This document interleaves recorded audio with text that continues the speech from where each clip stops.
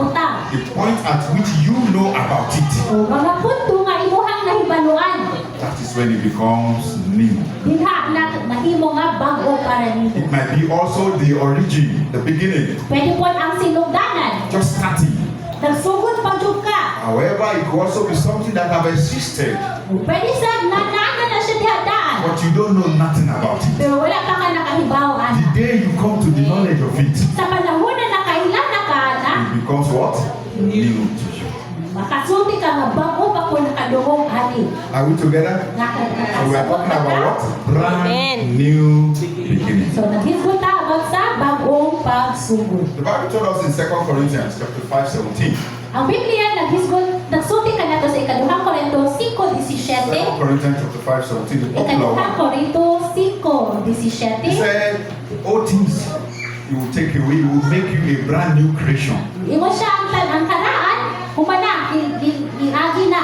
Timoti kang bago. Your brothers and your sisters, Sa atong igsoon nga babae ug lalaki, you are not new to them. dili man tabako sa ilaka. They know you. Sila nakailan nato. You are still the same you Pero physically. ikaw lang gihapon na But physically. in the spirit realm, Pero sa espirituhan ng God bakit, can change your story. baguhan sa ito ang imuhang istorya. Suddenly, O kalit na, you become a new person. nahimo na kang bagong tao. And so you're a new person.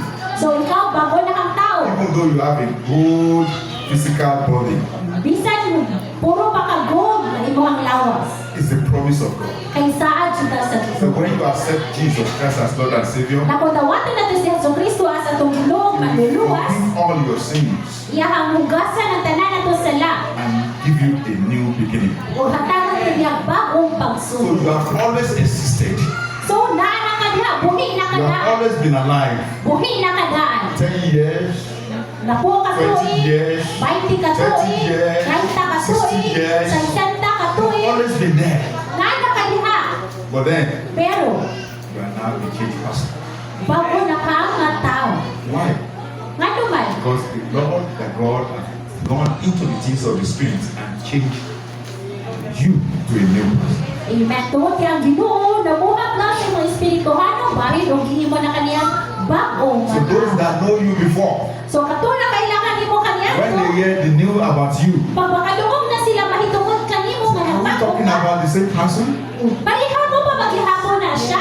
The one that I know used to be like this. Kato ako na ilang kaniya ito nga inganin siya. Say yes, but if you meet him now, Oo, tinuod, pero kung makailan na matagpo nimo siya karon, it's not the same again. di na siya parehas kanang. That will be your story. Amen. Amen. People that know you before now, Ang katawan na nakailan nimo kaniya ito karon. by the time they meet you again, Sa panahon nga by the kita mo time sa they hear about you again, sa panahon na makadungog sila usab nimo. the story will have changed.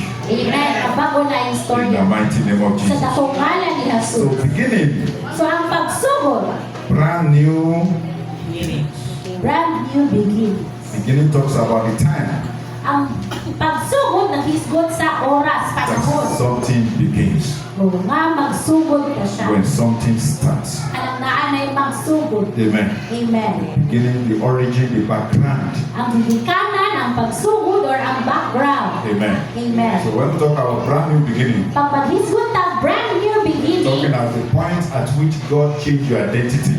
di na nato gihisgutan ang punto kung kano sa gibago sa Ginoo ang atong pangalan or The identity. point when what? God changed what? Your identity. Sa punto kung kano sa kagibago sa Ginoo.